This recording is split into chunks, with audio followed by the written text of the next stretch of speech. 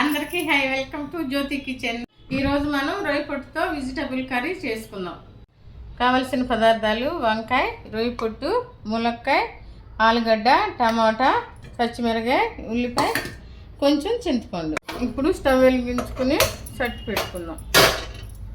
ఇప్పుడు కొంచెం ఆయిల్ వేసుకుందాం.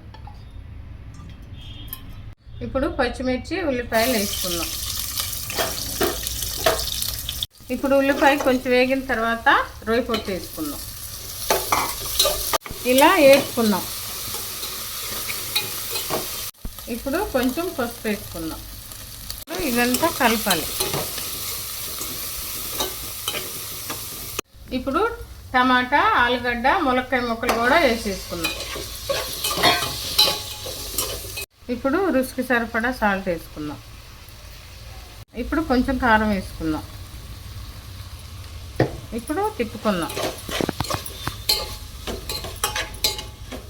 ఇప్పుడు వంకాయలు వేసుకుందాం.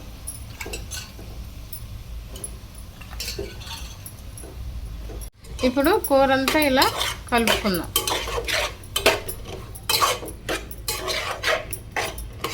ఇప్పుడు కొంచెం వాటర్ వేసుకుని ఉడకనిద్దాం.